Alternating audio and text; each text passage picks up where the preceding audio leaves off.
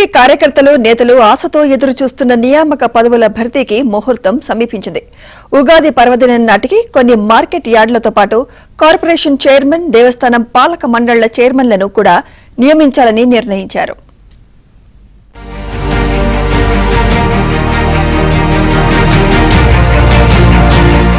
కూటమి ప్రభుత్వం అధికారంలోకి వచ్చిన తర్వాత నియామక పదవులను భర్తీ చేయడం ప్రారంభించింది. జనసేన, బీజేపీ నేతలతో చర్చించిన అనంతరం 3 పక్షాల నేతలతో కలిసి ఇప్పటికే 88 చైర్మన్ పదవులను భర్తీ చేశారు. ఇందులో డైరెక్టర్ల పోస్టులను కూడా నియమించారు. ఇప్పుడు తాజాగా మరికొన్ని కార్పొరేషన్లకు చైర్మన్ పదవులను భర్తీ చేయనున్నారు. టీడీపీలో చాలా మంది తమకు చైర్మన్ పదవులు ఇవ్వాలని పట్టుబడుతున్నారు. ఇప్పటికే దరఖాస్తు కూడా చేసుకున్నారు.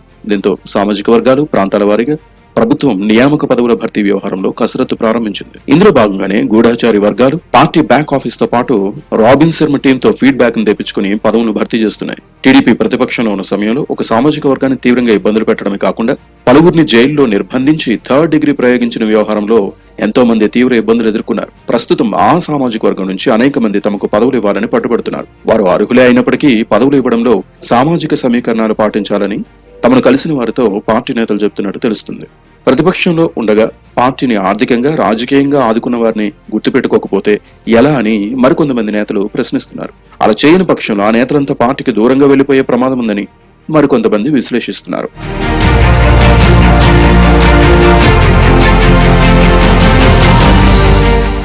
అటు మార్కెట్ యార్డ్ చైర్మన్ పదవులకు కూడా పేర్లు ఇవ్వాలని పార్టీ అధినేత చంద్రబాబు ఇప్పటికే ఎమ్మెల్యేలకు ఆదేశాలు జారీ చేశారు. ఒక్కో మార్కెట్ యార్డ్ పరిధిలో 2-3 నియోజకవర్గాలు ఉంటే ఆ ఎమ్మెల్యేలు కూర్చుని ఒక అంగీకారానికి వచ్చి యార్డ్ చైర్మన్, డైరెక్టర్ల పేర్లను పంపాలని కోరారు. రాష్ట్రంలో ఇప్పటికీ కేవలం 20 నుంచి 30 మార్కెట్ యార్డులకు మాత్రమే చైర్మన్ పేర్లు వచ్చాయని తెలిసింది. మిగతా ఎమ్మెల్యేలను కూడా వెంటనే పేర్లు ఇవ్వాలని కోరుతున్నారు. ఈ నేపథ్యంలో జనసేన, బీజేపీ నేతలతో కూడా సంప్రదించి వారి పేర్లను కూడా తీసుకుని పంపాలని ఆదేశించారు. సమన్వయ కమిటీ సమావేశం ఏర్పాటు చేసి వెంటనే పేర్లను రిజర్వేషన్ వారీగా పంపాలని కూడా పార్టీ కేంద్ర కార్యాలయం నుంచి ఫోన్లు చేసి కోరుతున్నారు. మరికొద్ది రోజులు చూసిన తర్వాత ఎమ్మెల్యేల పేర్లు ఇవ్వని పక్షంలో సీఎం నిర్ణయం తీసుకునే అవకాశం ఉందని కూడా సంకేతాలు పంపుతున్నారు.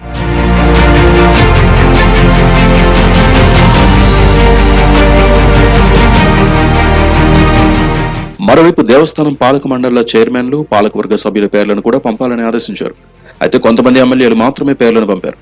మొత్తం రాష్ట్రంలో 21 మేజర్ దేవాలయాల పాలక మండళ్ల చైర్మన్ పేర్లను ఖరారు చేసేందుకు రాష్ట్ర ప్రభుత్వం సిద్ధమవుతోంది.